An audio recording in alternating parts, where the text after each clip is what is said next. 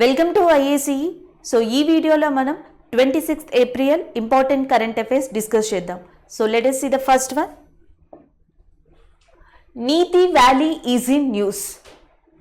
So మనకి జనరల్గా ఈ టైం సమ్మర్ ఇండియాలో వేసవి కాలం అయితే దీనికి ఆపోజిట్లో ఉత్తరాఖండ్ హిమాచల్ ప్రదేశ్ లాంటి ప్రాంతాల్లో ఎక్కువగా మంచు కురుస్తుంది ఈ గత కొద్ది వారంగా.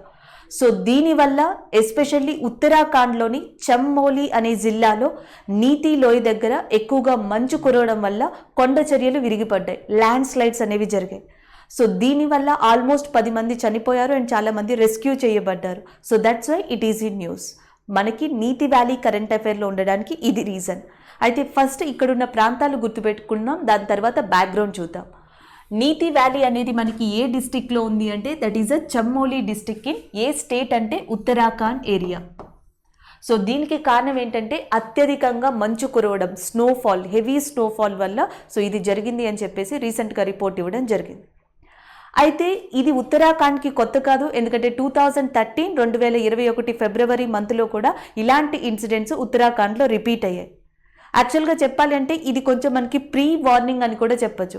అంటే గత 2013 ఆ ముందర ఇన్సిడెంట్స్ అంటే 2021 ఇన్సిడెంట్స్ చూసుకుంటే సో దీంట్లో ప్రాణ నష్టం కానీ లేకపోతే ఎక్కువగా ఇది సంభవించడం అనేది జరగలేదు. ఇలాంటి ఇన్సిడెంట్స్ ఉత్తరాఖండ్లో సర్వసాధారణంగా అయిపోయాయి. అండ్ ఇంకొకటి ఇది చాలా మనకి హెవీ ప్రాణ నష్టం కలిగిస్తుంది అండ్ యాజ్ వెల్ యాజ్ ఆస్తి నష్టం కూడా కలిగిస్తుంది.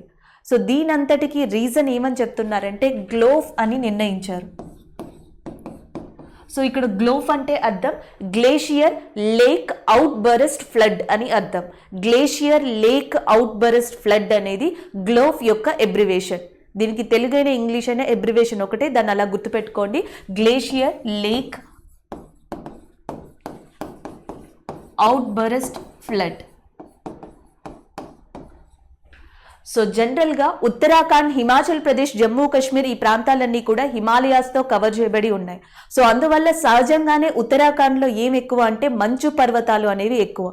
సో జనరల్గా మంచు పర్వతాలు కరగడం అనేది మనకి తెలుసు. Glaciers are melting, the such kind of system are known by the people. కానీ ఈ మంచు కొండలు అనేవి ఎందుకు కరుగుతాయని పర్టిక్యులర్ రీజన్ని ఎగ్జాక్ట్గా ఎవరు చెప్పలేరు. It's because of a global warming, it's because of a other reason or external forces. ఆ కరెక్ట్ రీజన్ అనేది మనకి తెలియదు. అయితే ఈ మంచు కొండలు అనేవి మనకి కంప్లీట్గా కరగడం వల్ల కానీ లేకపోతే మంచు కొండల మీద నుంచి మోరీస్ అంటాం అవి విరిగి పడడం వల్ల కానీ ఈ గ్లేషియర్స్ దగ్గర, మంచు కొండల దగ్గర ఉండే లేక్స్ అంటే మనకి సరస్సులు అంటాం కదా, లేక్స్ లేదా లేకపోతే రివర్స్లో వాల్యూమ్ ఆఫ్ వాటర్ అనేది సడన్గా ఇంక్రీజ్ అవుతుంది. సో అలా సడన్గా ఇంక్రీజ్ అవడం వల్ల అక్కడున్న డ్యామ్స్ కావచ్చు, అక్కడున్న ప్రదేశాలు కావచ్చు, ఇమీడియట్గా ఫ్లడ్స్, వరదలకి గురి అవుతాయి. అది అన్కంట్రోలబుల్. దానివల్ల వందల కొద్దీ ప్రాణ నష్టం అండ్ వందల కొద్దీ మనకి పీపుల్ యొక్క యాక్సిడెంట్స్ అనేవి మనం చూస్తూ ఉంటాం. సో ఈ ప్రాసెస్ని వాళ్ళు ఏమని పిలుస్తున్నారంటే glacier lake outburst flood అంటున్నారు. రీసెంట్గా మన కరెంట్ అఫైర్లో కూడా దీని గురించి డిస్కస్ చేసాం. శాటిలైట్స్ని యూజ్ చేసి ఈ డిజాస్టర్ని ఆపాలి, గ్లాఫ్ అనే డిజాస్టర్ని ఆపాలి అని ఉత్తరాఖండ్, హిమాచల్ ప్రదేశ్ లాంటి దాంట్లో శాటిలైట్స్ని ఇంట్రడ్యూస్ చేయబోతుంది గవర్నమెంట్ ఆఫ్ ఇండియా అని. సో దీంట్లోనే ఇంపార్టెంట్గా మనకి ఈ న్యూస్ రావడం జరిగింది. అయితే మనకి నేషనల్ రిమోట్ సెన్సింగ్ సెంటర్ అని చెప్పేసి ఉంది, ఎన్ఆర్సి అనుకోండి, నేషనల్ రిమోట్ సెన్సింగ్ సెంటర్. దీని యొక్క హెడ్ క్వార్టర్స్ని గుర్తుపెట్టుకోవాలి, ఎగ్జామ్ పాయింట్ ఆఫ్ వ్యూలో చాలా important. National remote sensing centre అనేది మనకి ఎక్కడుందంటే హైదరాబాద్లో. ఇది ఏం చెప్పిందంటే 2015 అంటే మనకి 2013లో ఉత్తరాఖండ్ ఫ్లడ్స్ వచ్చాయి. దాని తర్వాత 2015లో ఇది ఒక డేటాని రిలీజ్ చేసింది శాటిలైట్ యూజ్ చేసి. నేషనల్ రిమోట్ సెన్సింగ్ సెంటర్ అయిన హైదరాబాద్ 2015లో శాటిలైట్ని యూజ్ చేసి డేటాని ఏమని రిలీజ్ చేసింది, ఉత్తరాఖండ్ చుట్టుపక్కల, ఉత్తరాఖండ్ లోపల అంటే ఆ స్టేట్కి సంబంధించి దరిదాపుగా 362 గ్లేషియర్ లేక్స్ ఉన్నాయని చెప్పింది. సో దీనివల్ల ఏమవుతుంది అంటే ఆ ప్రాంతంలో ఎక్కువగా ఇలాంటి ఫ్లడ్స్కి గురయ్యే అవకాశం ఉంది అని. దాని తర్వాత ఏం జరిగింది, 2019-20 మధ్యలో geographical survey of India, GSI అంటాం, అది 486 లేక్స్ని ఇటీవల రికగ్నైజ్ చేయడం జరిగింది. అంటే 2015 నుంచి 2019లో 4 ఇయర్స్ గ్యాప్ మాత్రమే ఉంది. ఈ గ్యాప్లోనే లేక్స్ 362 నుంచి 486కి పెరిగాయి. గ్లేషియర్ లేక్స్ అంటే అర్థం ఏంటి? మంచు కొండలు కరగడం వల్ల, సో మంచు కొండల దగ్గర కొండ చర్యలు విరిగి పడడం వల్ల, ఐస్ మెల్ట్ అవ్వడం వల్ల, స్నో మెల్ట్ అవ్వడం వల్ల, ఇలాంటి వాటి వల్ల గ్లేషియర్ లేక్స్ అనేవి ఏర్పడతాయి.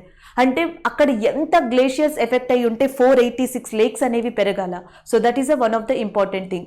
ఇవి మనకి ఉత్తరాఖండ్కి సంబంధించిన మంచు కొండల యొక్క ఇంపార్టెంట్ ఇన్ఫర్మేషన్. అంటే ఇన్ఫర్మేషన్ అంతా ఏం చెప్తుందంటే ఉత్తరాఖండ్కి రాబోయే రోజుల్లో ఈ గ్లాఫ్ అనే సిస్టమ్ వల్ల డిజాస్టర్ ఉంది, అంటే మనకి ఏదైనా విపత్తు జరిగే అవకాశాలు 90% ఛాన్సెస్ ఉన్నాయని చెప్పేసి చెప్పడం జరుగుతుంది ఈ డేటా. అయితే ఉత్తరాఖండ్కి సంబంధించి మరి ప్రీవియస్గా ఉన్న ఇన్సిడెంట్స్ ఏంటి అంటే 2013 ఆల్రెడీ మీకు తెలుసు. 2013లో కేదార్నాథ్కి సంబంధించి కేదార్నాథ్ దగ్గరలోని చర్బోరి అనే గ్లేషియర్, సో అది మనకి ఎక్కువగా పొంగడం వల్ల, లేకపోతే వాల్యూమ్ ఆఫ్ వాటర్ ఎక్కువ అవడం వల్ల, అక్కడున్న చుట్టుపక్కల రెయిన్ ఫాల్ అనేది ఎక్కువగా పడడం వల్ల ఉత్తరాఖండ్లో 2013లో ఫ్లడ్స్ అనేవి సంభవించాయి కేదార్నాథ్ ప్రాంతంలో. నెక్స్ట్ వచ్చేసి 2021 ఇది ముఖ్యంగా దేనికి సంబంధించింది అంటే నందాదేవి అనే ప్రాంతానికి సంబంధించి. సో నందాదేవి అనే ప్రాంతంలో, నందాదేవి అనే గ్లేషియర్ దగ్గర సో మంచు కొండ అనేది కరగడం వల్ల, లేదా మంచు కొండ యొక్క రీజన్స్ వల్ల, ఆ గ్లేషియర్ యొక్క మెయిన్ ఇంపాక్ట్ వల్ల రిషి గంగా, ధౌలి గంగా అనే రివర్స్ ఎఫెక్ట్ అయ్యి సో ఆ ప్రాంతంలో మనకి ఫ్లడ్స్ రావడం అనేది జరిగింది. ఇది 2021లో రీసెంట్గా జరిగింది. అండ్ 2021లో నిన్న జరిగిన ఇన్సిడెంట్ ఉత్తరాఖండ్లో నీతి లోయ దగ్గర కొండ చర్యలు విరిగిపడడం. దీనికి కూడా కారణం అత్యధికంగా మంచు పడడం. So this is all about Uttarakhand glaciers incidents. అయితే ఉత్తరాఖండ్కి సంబంధించి ఇంపార్టెంట్గా ఏం గుర్తుపెట్టుకోవాలి? ఉత్తరాఖండ్ అనే ఏరియా ఇండియాలోనే ఎందుకు చాలా ఫేమస్ అంటే మనకి ఇంపార్టెంట్ గ్లేషియర్స్ అనేవి ఇక్కడ ఉన్నాయి. కేదార్నాథ్, యమునోత్రి, గంగోత్రి, బద్రీనాథ్ ఇలాంటి ఇంపార్టెంట్ మంచు కొండలన్నీ కూడా ఉత్తరాఖండ్లో ఉన్నాయి. భారతదేశంలో చాలా గొప్ప నదులన్నీ కూడా హిమానీ నదులు అనొచ్చు. ఈ గొప్ప నదులన్నీ కూడా ఈ మంచు కొండల నుంచే ఉద్భవించాయి. గంగా లేదా భాగీరథి కానీ, యమున కానీ, అలకనంద కానీ, మందాకిని కానీ, ఈ రివర్స్ అన్ని ఉత్తరాఖండ్ యొక్క మంచు కొండల నుంచే పుట్టాయి. సో కాబట్టి ఈ మంచు కొండల్ని గుర్తుపెట్టుకోవాలి, ఉత్తరాఖండ్లో ఉన్నాయి.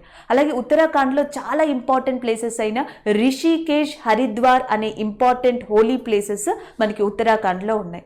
అలాగే ఉత్తరాఖండ్లో ఇంపార్టెంట్ నేషనల్ పార్క్గా ఉన్నది వ్యాలీ ఆఫ్ ఫ్లవర్స్ అంటాం. వ్యాలీ ఆఫ్ ఫ్లవర్స్ అనే మనకి ఇంపార్టెంట్ నేషనల్ పార్క్ కూడా ఉత్తరాఖండ్లో ఉంది. ఇంపార్టెంట్ బయోస్పియర్గా ఉత్తరాఖండ్లో దేని చెప్తాము అంటే నందాదేవి అనే బయోస్పియర్ ఉత్తరాఖండ్లో ఉంది. ఉత్తరాఖండ్లోనే చాలా ఇంపార్టెంట్ అరుదైన జీవులు 2 కనిపిస్తాయి. ఒకటి స్నో లెపర్డ్, మంచు చిరుత పులులు మనకి ఉత్తరాఖండ్ ప్రాంతంలో కనిపిస్తాయి హిమాచల్ ప్రదేశ్తో పాటు. అండ్ రెండో ఇంపార్టెంట్గా మనకి golden eagles. So golden eagles అనేవి మనకి నందాదేవి అనే ప్రాంతంలో ఎక్కువగా కనిపించడం జరుగుతుంది. అలాగే ఉత్తరాఖండ్లో నైనతల్, భీమతల్ అనేవి చాలా ఫేమస్ లేక్స్గా చెప్పొచ్చు. So that is about Niti valley and Uttarakhand area. So next current affair చూద్దాం. So next current affair, exercise Varuna 2021 is in news. So మనకి వరుణ యుద్ధ విన్యాసం అనేది న్యూస్లో ఉంది. వరుణ యుద్ధ విన్యాసం అనేది ముఖ్యంగా 2 దేశాల మధ్య ఇంపార్టెంట్ నేవీ యుద్ధ విన్యాసం. ఒకటి ఫ్రాన్స్ అండ్ ఇంకొకటి వచ్చేసి ఇండియా. రీసెంట్గా గత కొద్ది సంవత్సరాల నుంచి ఫ్రాన్స్, ఇండియా మధ్య డిఫెన్స్ పరంగా కానీ, లేకపోతే నెక్స్ట్ వచ్చేసి మనకి పొలిటికల్ పరంగా కానీ చాలా స్ట్రాంగెస్ట్ రిలేషన్ అనేది డెవలప్ అవుతుంది. ఈ నేపథ్యంలో వరుణ ఎక్సర్సైజ్ కానీ, ఈ కరెంట్ అఫైర్ కానీ మనకి చాలా important. So first current affair చూద్దాం. రీసెంట్గా అంటే 25th ఏప్రిల్ దగ్గర నుంచి అండ్ 27th ఏప్రిల్ ఈ 2 days కూడా మనకి అరేబియన్ సముద్రంలో ఈ 2 కంట్రీస్ కూడా ఈ యుద్ధ విన్యాసాన్ని కండక్ట్ చేయనున్నాయి. So that is about Varuna. అయితే ఆల్రెడీ ఎప్పటి నుంచో ఇండియా అండ్ ఫ్రాన్స్ డిఫెన్స్ మధ్య, అంటే ఆర్మీ కావచ్చు, లేకపోతే నెక్స్ట్ నేవీ అండ్ నెక్స్ట్ వచ్చేసి ఎయిర్ ఫోర్స్, ఈ మూడిట్ల మధ్య కూడా మనకి యుద్ధ విన్యాసాలు ఇండియా ఫ్రాన్స్ మధ్య కామన్. అయితే ఈ యుద్ధ విన్యాసాలు ప్రతి దానికి ఒక్కో నేమ్ అంటూ ఉంది. ప్రతి సంవత్సరం ఒక సిస్టమాటిక్ వేతో ఈ యుద్ధ విన్యాసాన్ని నిర్వహిస్తారు. సో ఫస్ట్ మనం ఇక్కడ గుర్తుపెట్టుకోవాల్సింది ఏంటి అంటే ఇది ఎప్పుడు స్టార్ట్ అయింది? ఇలాంటి యుద్ధ విన్యాసాలు ఇండియా అండ్ ఫ్రాన్స్ మధ్య 1983లో స్టార్ట్ అయ్యాయి. సో అప్పటి నుంచి కొన్ని సార్లు కొన్ని ప్రాబ్లమ్స్ వల్ల కంటిన్యూస్గా కాకపోయినా స్టిల్ వీఆర్ డెవలపింగ్ దట్, ఈ యుద్ధ విన్యాసాలు అనేవి డెవలప్ చేస్తున్నాం ఈ 2 కంట్రీస్ మధ్య 1983 నుంచి. ఆర్మీ విషయానికి వస్తే Indian army and French army విషయానికి వస్తే వీళ్ళు కండక్ట్ చేసే ఎక్సర్సైజ్ పేరు శక్తి అంటాం. So Shakti is a army exercise between that India and as well as a France. Next వచ్చేసి మనకి ఎయిర్ ఫోర్స్ చెప్తాం. ఎయిర్ ఫోర్స్కి సంబంధించి అంటే వాయుసేనకు సంబంధించి ఫ్రెంచ్ అండ్ ఇండియా మధ్య జరిగే యుద్ధ విన్యాసానికి పేరు గరుడ. ఈ గరుడ అనే యుద్ధ విన్యాసం మనకి ఫ్రెంచ్కి and as well as Indian air ఫోర్స్కి మధ్యలో జరిగేది. అండ్ నెక్స్ట్ వచ్చేసి మనకి navy. So navy, Indian navy French నావీకి మధ్యలో జరిగేది మనకి మెయిన్ యుద్ధ విన్యాసంగా వరుణ అని చెప్తాం. సో ఈ 3 యుద్ధ విన్యాసాలు గుర్తుపెట్టుకోవాలి, వరుణ, గరుడ అండ్ యాజ్ వెల్ యాజ్ శక్తి. ఈ 3 ఇండియా ఫ్రాన్స్కి మధ్య జరిగే యుద్ధ విన్యాసాలు. ఈ సంవత్సరం జరిగే యుద్ధ విన్యాసం అరేబియన్ సముద్రంలో జరగబోతుంది. దీన్ని పక్కన పెడితే ఇండియా ఫ్రాన్స్ గురించి కొన్ని ఇంపార్టెంట్ థింగ్స్ చూడాలి. International solar alliance. So international solar అలయన్స్కి సంబంధించి ఇండియా ఫ్రాన్స్ మధ్య ఒక స్ట్రాంగ్ రిలేషన్షిప్ ఉంది, ఒక స్ట్రాంగ్ కోఆపరేషన్ అనేది జరుగుతుంది. అది దట్టు 2019-2021 మధ్యలో. అండ్ ఇంటర్నేషనల్ సోలార్ అలయన్స్ని పక్కన పెడితే అండ్ నెక్స్ట్ ఇంపార్టెంట్ థింగ్గా మనం దేన్ని చెప్పుకోవచ్చు అంటే క్లైమేట్. సో అటు క్లైమేట్ పరంగా ఫ్రాన్స్ అండ్ ఇండియా కూడా కలిసికట్టుగా దీనికోసం పోరాడుతున్నాయి. Climate change and greenhouse gases emissions గురించి పోరాడుతున్నాయని చెప్పొచ్చు. అండ్ దానితో పాటు సో నెక్స్ట్ వచ్చేసి మనకి సైన్స్ అండ్ టెక్నాలజీ రంగానికి ఎస్పెషల్లీ స్పేస్కి సంబంధించిన విషయంలో ఫ్రెంచ్ గవర్నమెంట్ ఇండియన్ గవర్నమెంట్కి చాలా హెల్ప్ చేస్తుంది. సో దీంట్లో వన్ ఆఫ్ ద ఇంపార్టెంట్గా మనం గగనయాన్ని చెప్పచ్చు. గగనయాన్ ఆల్రెడీ మనకు తెలుసు, ఇండియా యొక్క హ్యూమన్ స్పేస్ ఫ్లైట్ మిషనే గగనయాన్. సో దీనికోసం అని చెప్పి ఆల్రెడీ రష్యా హెల్ప్ మనం గత కొద్ది కాలం నుంచి తీసుకుంటున్నాం. అయితే ఇటీవల ఫ్రాన్స్ కూడా ఒక స్టేట్మెంట్ని పాస్ చేసింది. ఏమని అంటే గగనయాన్కి సంబంధించి సో ఫ్రాన్స్ కూడా ఇండియాకి హెల్ప్ చేయబోతుంది. దీంతో పాటు నెక్స్ట్ వచ్చేసి మనకి వైరల్. ఇక్కడ వైరల్ అంటే అర్థం Venus infrared atmospheric gas linkers. Venus infrared atmospheric gas linkers 2025కి వీనస్ మిషన్ని ఇండియా ప్రారంభించబోతుంది. సో మనకి వీనస్ మిషన్ని ఇండియా ఎప్పుడు ప్రారంభించబోతుంది అంటే 2025. సో దీనికి సంబంధించి ఒక టెక్నాలజీ, వైరల్ అనే టెక్నాలజీ సహాయం ఇప్పుడు ఫ్రెంచ్ ఇండియాకి అందించబోతుంది. అంటే స్పేస్ టెక్నాలజీలో వీనస్ మిషన్కి సంబంధించిన వైరల్ అండ్ నెక్స్ట్ వచ్చేసి మనకి గగనయాన్, ఈ రెండిట్లో కూడా ఫ్రెంచ్ సాయం చేస్తుంది. ఇంటర్నేషనల్ సోలార్ అలయన్స్కి సంబంధించి ఫ్రెంచ్ అండ్ ఇండియాకి మధ్య ఒక గ్రేట్ స్ట్రాంగ్ బాండింగ్ ఉందని చెప్పొచ్చు. అండ్ నెక్స్ట్ వచ్చేసి మనకి క్లైమేట్ పరంగా 2 కంట్రీస్ కలిసికట్టుగా మనకి ఫైట్ చేస్తున్నాయని చెప్పొచ్చు. సో ఇలా చూసుకుంటే కనుక ఇంకొక విషయం వచ్చేసి మనకి రాఫెల్ ఫ్లైట్స్. సో ఫ్రెంచ్ యొక్క రాఫెల్ ఫ్లైట్స్ అనేవి ఇండియాకి రీసెంట్గా చేరాయి. సో దానికి సంబంధించిన కరెంట్ అఫైర్ కూడా మనం ప్రీవియస్గా డిస్కస్ చేసుకున్నాం. డిఫెన్స్ పరంగా, సైన్స్ అండ్ టెక్నాలజీ పరంగా, ఎన్విరాన్మెంట్ పరంగా అండ్ పొలిటికల్ పరంగా ఇండియా అండ్ ఫ్రాన్స్ మధ్య స్ట్రాంగెస్ట్ రిలేషన్ ఉందని మనకి ఇలాంటి విషయాల ద్వారా తెలుస్తుంది. అయితే ఈ మొత్తం కరెంట్ అఫైర్లో మీరు వరుణ ఎక్సర్సైజ్ అనేది ఏ సీలో జరిగిందంటే అరేబియన్ సముద్రంలో. అండ్ నెక్స్ట్ వచ్చేసి ఫ్రాన్స్ యొక్క క్యాపిటల్ ఏది అంటే ప్యారిస్. ఫ్రాన్స్ యొక్క క్యాపిటల్ వచ్చేసి మనకి ప్యారిస్గా గుర్తుపెట్టుకోవాలి. అలాగే యునెస్కో, ఇటీవల కాలంలో మనకి యునెస్కో ఎక్కువగా కనిపిస్తుంది. యునెస్కో హెడ్ క్వార్టర్స్ కూడా ప్యారిస్లో లొకేట్ అయ్యి ఉంది, దాన్ని కూడా గుర్తుపెట్టుకోండి. నెక్స్ట్ మనకి ఫ్రాన్స్కి అండ్ ఇండియాకి మధ్య ఉన్న ఎక్సర్సైజ్లో గరుడ అండ్ శక్తి అండ్ వరుణ అనేవి చాలా ఇంపార్టెంట్. ఎస్పెషల్లీ మనకి నావీకి సంబంధించిన యుద్ధ విన్యాసాలు ఫ్రెంచ్కి ఇండియాకి మధ్య 1983 నుంచి ప్రారంభమయ్యాయి, 1983 నుంచి ప్రారంభమయ్యాయని గుర్తుపెట్టుకోండి. This is about exercise Varuna 2021. Next one చూద్దాం. Okay, next current affair. Vivad say Vishwas scheme is in news. Vivad say Vishwas scheme, ఈ స్కీమ్ దేని గురించి అంటే ఎస్పెషల్లీ ట్యాక్సెస్ గురించి, పన్నుల గురించి. సో ఇది రీసెంట్గా న్యూస్లో ఉండడానికి కారణం CBDT, central board of direct taxes. ఇటీవల కరోనా నేపథ్యంలో సిబిడిటికి వచ్చిన కొన్ని రిక్వెస్ట్లు అండ్ కంప్లైంట్స్ ఆధారంగా గవర్నమెంట్ ఆఫ్ ఇండియా ట్యాక్స్ పేయర్స్కి June 30 వరకు డెడ్ లైన్ని ఎక్స్టెండ్ చేస్తూ సో ఒక స్టేట్మెంట్ని ఇవ్వడం వల్ల మనకి ఈ విశ్వాస్ అంటే వివాద్ సే విశ్వాస్ స్కీమ్ అనేది న్యూస్లో ఉంది. యాక్చువల్గా మనకి government of India last year ఈ స్కీమ్ని, ఈ పథకాన్ని ఇంట్రడ్యూస్ చేసింది. అది కూడా మనకి డైరెక్ట్ ట్యాక్స్కి సంబంధించి, ప్రత్యక్ష పన్నులు అంటాం డైరెక్ట్ ట్యాక్స్. ఎగ్జాంపుల్గా డైరెక్ట్ ట్యాక్స్కి ఏం చెప్పచ్చు అంటే ఇన్కమ్ ట్యాక్స్, ఆదాయపు పన్నుని, లేకపోతే కార్పొరేట్ ట్యాక్స్, ఇవన్నీ కూడా డైరెక్ట్ ట్యాక్స్కి ఎగ్జాంపుల్గా చెప్పచ్చు. డైరెక్ట్ ట్యాక్స్కి సంబంధించిన ఏమన్నా వివాదాస్పదాలు ఉన్నా అవి కానీ, డిస్ప్యూట్స్ కానీ, అండ్ నెక్స్ట్ సెటిల్మెంట్స్ కానీ, ఇవన్నీ కూడా వివాద్ సే విశ్వాస్ అనే స్కీమ్ ద్వారా సెటిల్ చేసుకోవచ్చు. సో మనకి ఎంత అమౌంట్ని పే చేయాలి, దానికి సంబంధించి ఏమైనా ఎలిగేషన్స్ కానీ, ప్రాబ్లమ్స్ కానీ ఏమున్నా సరే, సో దీని ద్వారా వాటినన్నిటినీ కూడా మనం క్లారిఫై చేసుకోవచ్చు. సో అలా చేసుకునే విధంగా గవర్నమెంట్ ఆఫ్ ఇండియా ఈ ప్లాట్ఫామ్ని రూపొందించింది. అయితే సెంట్రల్ బోర్డ్ ఆఫ్ డైరెక్ట్ ట్యాక్స్కి కొన్ని ఫిర్యాదులు లేకపోతే మనకి ఏమంటారు రిక్వెస్ట్లు అందాయి. కరోనా నేపథ్యంలో డెడ్ లైన్ టైంలో ఈ ట్యాక్సెస్ని పే చేయలేకపోతున్నాం, సో ఈ టైంని ఎక్స్టెండ్ చేయమని చెప్పడం వల్ల June 30 వరకు ఈ టైంని ఎక్స్టెండ్ చేయడం జరిగింది. So that's why it is in news. అయితే మొత్తం దాంట్లో మీరు గుర్తుపెట్టుకోవాల్సింది వివాద్ సే విశ్వాస్ అనేది దేనికి సంబంధించింది అంటే డైరెక్ట్ ట్యాక్స్, ప్రత్యక్ష పన్నులు వివాదాస్పదం అండ్ ప్రత్యక్ష పన్నులకి సంబంధించి వివాదాస్పదాలు and as well as next సెటిల్మెంట్స్కి సంబంధించిన వన్ ఆఫ్ ద మెయిన్ స్కీమ్గా దీన్ని చెప్పొచ్చు. అండ్ ఇంకొకటి వచ్చేసి దీన్ని డెడ్ లైన్ ఎంతవరకు పొడిగించింది గవర్నమెంట్ ఆఫ్ ఇండియా అంటే June 30 వరకు పొడిగించిందని చెప్పి గుర్తుపెట్టుకోండి. So next current affairs, science and టెక్నాలజీకి సంబంధించి జోరాంగ్ అనే రోవర్ న్యూస్లో ఉంది. దీనికి కారణం చైనా. ఇటీవల చైనా యొక్క space mission, Mars space mission సక్సెస్ఫుల్గా దాని యొక్క రోవర్ జోరాంగ్ అనే దాన్ని మార్స్ మీద ల్యాండ్ చేసింది. సో దానికి సంబంధించిన న్యూస్ ఇక్కడ. అయితే ఫస్ట్ పాయింట్ మనం చూడాల్సింది ఏంటంటే చైనా యొక్క మార్స్ మిషన్ పేరు టైన్వెన్-1. సో టైన్వెన్-1 అనేది మనకి చైనా మార్స్ మిషన్ యొక్క పేరు. జనరల్గా చాలా కంట్రీస్ మార్స్ మీద తన మిషన్స్ని ల్యాండ్ చేశాయి. ఫర్ ఎగ్జాంపుల్ మనం మంగళయాన్ లేదా మార్స్ ఆర్బిటరీ మిషన్ మామ్ అంటున్నాం. సో మార్స్ ఆర్బిటరీ మిషన్ అనేది దేనికి సంబంధించింది అంటే ఇండియాకి సంబంధించి. నెక్స్ట్ మార్స్ 96 ఇది ఏ కంట్రీకి సంబంధించింది అంటే యుఎస్ఎస్ఆర్ లేదా రష్యాకి సంబంధించింది. రష్యాకి సంబంధించేసి మార్స్ 96. సో నెక్స్ట్ ఇంకొక ఇంపార్టెంట్గా మనం దేని చెప్పచ్చు అంటే హోప్. సో హోప్ అనేది ఏ కంట్రీ అంటే యుఏఈ. సో నెక్స్ట్ వచ్చేసి Nozomi, this is from Japan. చాలా కంట్రీస్ ఇప్పటికే మార్స్ మీద తన మిషన్స్ని ల్యాండ్ చేశాయి. కొన్ని కంట్రీస్ ఫెయిల్ అయ్యాయి, కొన్ని కంట్రీస్ ల్యాండ్ చేయడానికి ట్రై చేస్తున్నాయి. సో ల్యాండ్ చేయడానికి ట్రై చేసే వాటిలో వన్ ఆఫ్ ది హోప్ అనేది. Hope is a Mars space mission belongs to which country అంటే యుఏఈకి సంబంధించి. సో ఇది యుఏఈ వాళ్ళు మార్స్ మీద ల్యాండ్ చేయబోతున్నారు. నెక్స్ట్ వచ్చేసి మనకి నొజోమి అనే స్పేస్ మిషన్ మార్స్కి సంబంధించింది, జపాన్కి. కాకపోతే ఇది ఫెయిల్ అయింది. It is not succeeded, it fail.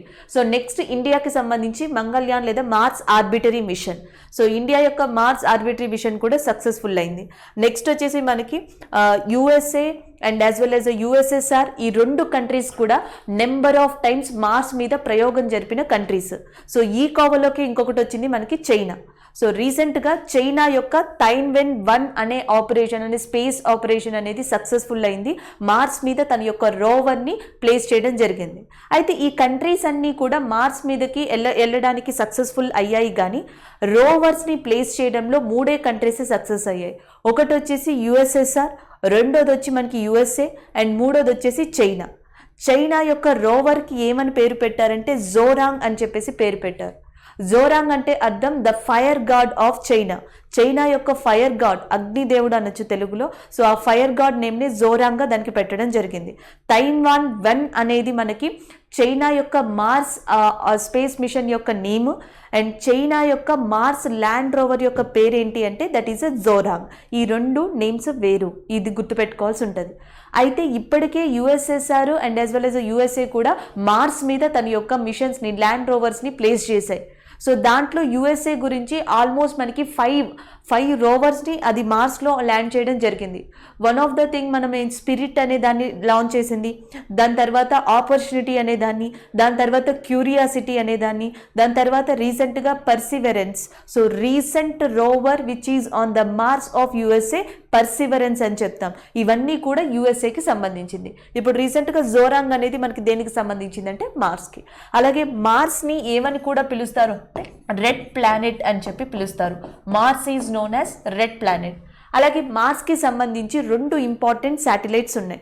మనకి టోటల్గా 8 ప్లానెట్స్ ఉంటే అందులో 2 ప్లానెట్స్కి అసలు మనకి ఉపగ్రహాలే లేవు. అండ్ నెక్స్ట్ వచ్చేసి మనకి మార్స్కి సంబంధించి మాత్రం 2 శాటిలైట్స్ ఉన్నాయి ఇంపార్టెంట్గా. ఒకదాన్ని ఫోబోస్ అంటాం, రెండో దాన్ని డీమోస్ అంటాం. ఇప్పుడు అర్త్కి సంబంధించిన ఇంపార్టెంట్ శాటిలైట్ మూన్ లేదా లూనార్ అని ఎలా చెప్తామో అలాగే మార్స్కి సంబంధించి ఇంపార్టెంట్ ఉపగ్రహాలుగా ఫోబోస్ అండ్ డీమోస్ని చెప్తాం. ఆల్రెడీ ఈ ఫోబోస్ మీద యూఎస్ఏ అండ్ యుఎస్ఎస్ఆర్ 2 కంట్రీస్ కూడా ప్రయోగాల్ని నిర్వహించాయి. అక్కడ రీచ్ అవ్వడానికి ట్రై చేయడం, కొన్ని స్పేస్ మిషన్స్ని టార్గెట్ చేయడం. ఫోబోస్కి సంబంధించి యుఎస్ అండ్ యుఎస్ఎస్ఆర్ కంట్రీస్ ప్రయోగాల్ని స్టార్ట్ చేశాయి. సో ఇది మనకి మార్స్కి సంబంధించి ఇంపార్టెంట్ ఇన్ఫర్మేషన్గా చెప్పొచ్చు. అలాగే నెక్స్ట్ ఇంకొక ఇన్ఫర్మేషన్ ఏంటంటే జనరల్గా సన్ పరంగా చూస్తే సన్ తర్వాత నెక్స్ట్ మెర్క్యూరీ తర్వాత వీనస్ తర్వాత మనకి అర్త్ తర్వాత మార్స్. అంటే సన్ నుంచి చూస్తే 4వ ప్లానెట్గా మనకి మార్స్ అనేది ఉంటుంది. స్పేస్లో మనకి చాలా ఆస్ట్రాయిడ్స్ కనిపిస్తాయి, లఘు గ్రహాలు లేదా పొట్టి గ్రహాలు అంటాం. స్పేస్లోనే లార్జెస్ట్ ఆస్ట్రాయిడ్ బెల్ట్, అతిపెద్ద ఆస్ట్రాయిడ్ బెల్ట్ అనేది మార్స్ అండ్ జూపిటర్కి మధ్యలో ఉంది. మార్స్ అండ్ జూపిటర్ గ్రహాలకి మధ్యలో లార్జెస్ట్ ఆస్ట్రాయిడ్ బెల్ట్ అనేది లొకేట్ అయి ఉంది. ఇది మార్స్కి సంబంధించిన ఇన్ఫర్మేషన్. ఇప్పటి వరకు మార్స్ మీద చేసిన ప్రయోగాల్లో కొన్ని వాటర్ ట్రేసెస్ని కనుక్కున్నారు. మౌంట్ ఒలంపస్ అనే అతిపెద్ద అగ్నిపర్వతాన్ని కనుక్కున్నారు. మౌంట్ ఒలంపస్ అనే అగ్నిపర్వతం ఎవరెస్ట్ శిఖరం కన్నా 3 సార్లు అతి ఎక్కువగా హైట్ అనేది ఎక్కువగా ఉంటుంది అని చెప్పేసి రికగ్నైజ్ చేయడం కూడా జరిగింది. అంటే మార్స్ మీద కొన్ని వాటర్ ట్రేసెస్ని, దాని తర్వాత మౌంట్ ఒలంపస్ అనే అగ్నిపర్వతాన్ని సో ఈ కంట్రీస్ కనుక్కోవడం జరిగింది. జోరాంగ్ అనే ల్యాండ్ రోవర్ని మనకి చైనీస్ ల్యాండ్ చేస్తే దాని తర్వాత స్పిరిట్, ఆపర్చునిటీ, క్యూరియాసిటీ, పర్సర్వెన్స్ అనే ల్యాండ్ రోవర్స్ని యుఎస్ఏ వాళ్ళు ల్యాండ్ చేయడం జరిగింది. అండ్ నెక్స్ట్ వచ్చేసి యుఎస్ఎస్ఆర్, యుఎస్ఏ, చైనా మాత్రమే మార్స్ లేదా అంగారకుడి మీద ఈ రోవర్స్ని ల్యాండ్ చేసిన కంట్రీలుగా మిగిలాయి. అండ్ నెక్స్ట్ మనకి మార్స్ అంగారకుడికి సంబంధించి స్పేస్ మిషన్లో ఫెయిల్ అయిన కంట్రీ జపాన్, దాని పేరు వచ్చేసి నోజోమి అనే స్పేస్ మిషన్. అండ్ ఇండియాకి సంబంధించి Mangalyaan. So this is about Zoram space mission. So next current affair, recycling aluminium. రీసెంట్గా భారతదేశంలోని కొంతమంది సైంటిస్టులు, గ్రూప్ ఆఫ్ సైంటిస్టులు అల్యూమినియంని రీసైక్లింగ్ చేసే ప్రాసెస్లో ఒక అడ్వాన్స్డ్ టెక్నాలజీని ఇంట్రడ్యూస్ చేశారు. So that's why it is in news. ముఖ్యంగా సిఎస్ఐఆర్, NIIST త్రివేంద్రంకి చెందిన పీపుల్ ఈ టెక్నాలజీని ఇంట్రడ్యూస్ చేశారు. ఈ ఎబ్రివేషన్స్ అనేవి కూడా మనకి ఎగ్జామ్ పాయింట్ ఆఫ్ వ్యూలో ఇంపార్టెంట్. సో ఫస్ట్ మనం చూడాల్సింది అల్యూమినియం గురించి అండ్ ఆఫ్టర్ దట్ ఈ ఎబ్రివేషన్స్ కూడా చూద్దాం. అల్యూమినియం అనేది మనకి సెకండ్ ఇంపార్టెంట్ మినరల్ ప్రపంచంలో, వరల్డ్లోనే సెకండ్ ఇంపార్టెంట్ మినరల్గా చెప్పొచ్చు. ఫస్ట్ వచ్చేసి మనకి స్టీల్ తర్వాత ప్రపంచంలో అత్యధికంగా వాడేదే ఈ అల్యూమినియం. ఎస్పెషల్లీ వైట్ గూడ్స్ అంటాం. ఈ వైట్ గూడ్స్లో ఎక్కువగా మనకి ఈ అల్యూమినియంని వాడతారు. మనం ఆల్రెడీ ప్రీవియస్ క్లాసెస్లో ఈ వైట్ గూడ్స్ గురించి డిస్కస్ చేసాం. సో ఇలాంటి వాటిలో మిగతా ఇండస్ట్రీస్లో అల్యూమినియంని ఎక్కువగా వాడుతూ ఉంటారు. అయితే ఈ అల్యూమినియంని ఏ ఓర్ నుంచి, ఏ ధాతువు నుంచి తీస్తారు అంటే బాక్సైట్ అనే ధాతువు నుంచి తీయడం జరుగుతుంది. ఇది దీని యొక్క మెయిన్ ఇన్ఫర్మేషన్. ప్రపంచంలో దట్టు ఆసియా కంట్రీలో చైనా, ఇండియా కూడా బిగ్గెస్ట్ కాంపిటేటర్స్ అల్యూమినియం ప్రొడక్షన్లో. China one of the top ప్లేస్లో ఉంది ప్రపంచంలోనే, one of the largest country producing and mining of aluminium. ఇండియాకు వస్తే జార్ఖండ్, ఛత్తీస్గఢ్, గుజరాత్ ఇలాంటి ప్రాంతాల్లో, ఒడిస్సాలోని సుందర్గఢ్ లాంటి ప్రాంతాల్లో ఎక్కువగా ఈ అల్యూమినియం మైనింగ్ అనేది జరుగుతుంది. ఆల్రెడీ ఇండియాలో దీనికంటూ గ్రీన్ హౌస్ గ్యాసెస్ ఎమిషన్స్ని తగ్గించేలాగా ఎలా అయితే చాలా ప్రాసెస్లు స్టార్ట్ చేశామో అలాగే మనకి రీసైక్లింగ్ ఆఫ్ స్టీల్ పాలసీ ఒకటి and next recycling of aluminium policy ఒకటి ఇండియాలో ఆల్రెడీ ఇంట్రడ్యూస్ చేశారు. సో దానికి సంబంధించి కూడా మనకి లాట్ ఆఫ్ డేటాని ఇవ్వడం జరిగింది. సో ఆ డేటా ప్రకారం చూసుకుంటే గత పాస్ట్ 6 ఇయర్స్తో కంపేర్ చేసుకుంటే దీని యొక్క అంటే అల్యూమినియం యొక్క వాడకం 20 టైమ్స్ పెరిగింది. So 20 times usage is increased if you are compare to the past 6 years అని చెప్పేసి ఈ డేటాస్ ఇస్తున్నాయి. అందుకనే అల్యూమినియం ఏమని పిలుస్తారంటే ద ఫ్యూచర్ మెటల్ అని కూడా పిలుస్తున్నారు. Aluminium is called as the future metal, దాని యొక్క పేరు. అండ్ యాజ్ వెల్ యాజ్ దీన్ని వరల్డ్ మినరల్ కింద కూడా పిలుస్తారు. వరల్డ్ మినరల్ లేదా ద ఫ్యూచర్ మెటల్ అని చెప్పేసి అల్యూమినియం కూడా మెయిన్ నేమ్స్గా గుర్తుపెట్టుకోవచ్చు. అయితే ఇప్పుడు coming to the CSIR, NIIST. CSIR అంటే ఆల్రెడీ మీకు తెలుసు. So council of scientific and industrial research, అది CSIR యొక్క నేమ్. ఇక NIIST అంటే అర్థం నేషనల్ ఇన్స్టిట్యూట్ ఇండస్ట్రియల్ అంటే national institute of inter disciplinary science and technology. So ఇది NIIST యొక్క పేరు. అంటే CSIR NIIST కూడా ఎబ్రివేషన్స్ పరంగా గుర్తుపెట్టుకోవాలి. Council and scientific and industrial research అనేది CSIR యొక్క ఎబ్రివేషన్. అండ్ నెక్స్ట్ NIIST అంటే national institute for inter disciplinary science and technology అనేది NIIST యొక్క ఎబ్రివేషన్. సో ఈ రెండు ఎబ్రివేషన్స్ గుర్తుపెట్టుకోండి. అల్యూమినియంని సెకండ్ ఇంపార్టెంట్ మినరల్గా వరల్డ్లో రికగ్నైజ్ చేశారు అండ్ ఫ్యూచర్ మెటల్ అని కూడా పిలుస్తారు. అండ్ ఎక్కువగా వైట్ కూడ్స్ లాంటి వాటిలో దీన్ని యూజ్ చేస్తారు. సో రీసైక్లింగ్కి యూజ్గా ఉంటుంది, ఈజీగా ఉంటుంది. And as well as a conductivity అనేది ఉంటుంది. And as well as a accessibility అనేది కూడా మనకి అల్యూమినియంకి ప్రపంచవ్యాప్తంగా ఎక్కువ. సో ఇవన్నీ కూడా అల్యూమినియం యొక్క అడ్వాంటేజెస్గా చెప్పొచ్చు. So this is about recycling of aluminium. Next current affair వచ్చి మనకి బుక్ అండ్ ఆధార్కి సంబంధించి. సో ఇప్పుడు మనకి India and Asian geopolitics, India and Asian geopolitics the past and present అంటే భారతదేశం ఆసియా ఖండానికి సంబంధించి జియోపాలిటిక్స్ వృత్తాంతంతో రాసిన బుక్. ఇది రాసిన పర్సన్ ఎవరు అంటే మనకి శివశంకర్ మీనన్. సో ఇటీవల శివశంకర్ మీనన్ ఒక ఫేమస్ బుక్ని రాసి ఉన్నారు. That is nothing but India and Asian geopolitics the past and present అనే బుక్. అండ్ ఈయన ఇంకా డిఫరెంట్ బుక్స్ని కూడా రాశారు. అందులో వన్ ఆఫ్ ద ఫేమస్గా inside the making of Indian foreign policy, choices inside the making of Indian foreign policy అనే బుక్ని కూడా రాశారు. ఈ బుక్ని రాయడానికి ఇంకొక వన్ ఆఫ్ ద రీజన్ ఏంటంటే ఈయనకి ఈ ఫీల్డ్లో అనుభవం ఉండడం. శివశంకర్ మీనన్ ఇది వరకు farmer prime minister Manmohan Singh యొక్క నేషనల్ సెక్యూరిటీ అడ్వైజర్గా పనిచేశారు. And as well as a farmer secretary to the foreign affairs. So మనకి ఏమంటారు విదేశీ ప్రధాన కార్యదర్శిగా కూడా ఈయన వర్క్ చేయడం జరిగింది. అయినా ఈయన రెండు కీలక పదవీ బాధ్యతల్ని చేపట్టారు. ప్రైమ్ మినిస్టర్ మనకి former prime minister Manmohan Singh టైంలోనేమో national security adviser to that Manmohan సింగ్గా వర్క్ చేశారు. అండ్ ఇంకొకటి వచ్చేసి మనకి ఫారెన్ సెక్రటరీగా మనకి వర్క్ చేయడం కూడా జరిగింది. So that is about Shankar మీనన్గా చెప్పొచ్చు, శివశంకర్ మీనన్. అయితే మనం ఇక్కడ ఏం గుర్తుపెట్టుకోవాలంటే శివశంకర్ మీనన్ యొక్క బుక్స్లో ఎక్కువగా మనకి ఫారెన్ పాలసీస్, ఫారెన్ కాంట్రిబ్యూషన్స్ ఉన్నవే ఎక్కువ ఉంటాయి. రీసెంట్గా రాసింది మాత్రం ఏషియా అండ్ ఇండియాకి సంబంధించిన geopolitics books the past and ప్రజెంట్కి సంబంధించి. అయితే ఇంకొకటి ఏంటంటే ఈయన ఇది వరకు నేషనల్ సెక్యూరిటీ అడ్వైజర్గా పనిచేశారు prime minister, farmer prime minister Manmohan Singh గారికి. అలాగే ఇప్పుడు ప్రస్తుతం నేషనల్ సెక్యూరిటీ అడ్వైజర్గా ఉన్నది ఎవరు, జాతీయ ప్రధాన సలహాదారుడిగా ఇప్పుడు ప్రస్తుతం ఎవరు ఉన్నారంటే Ajit Doval. So present national security adviser of India Ajit Doval, ఈయన గుర్తుపెట్టుకోండి. నెక్స్ట్ వచ్చేసి ఈయన former foreign secretary of India, భారతదేశ విదేశీ ప్రధాన కార్యదర్శిగా కూడా ఈయన వర్క్ చేశారు. ఇప్పుడు ప్రస్తుతం భారతదేశం యొక్క విదేశీ ప్రధాన కార్యదర్శిగా ఉన్న పర్సన్ కూడా గుర్తుపెట్టుకోవాలి. సో ఆయన పేరు వచ్చేసి మనకి Harsh Shringla. Is a present foreign secretary to of India. So ఈయన పేరు గుర్తుపెట్టుకోవాలి. And as well as Ajit Doval పేరు కూడా గుర్తుపెట్టుకోండి. So this is about that India and Asian geopolitics the past and present అనే బుక్ గురించి.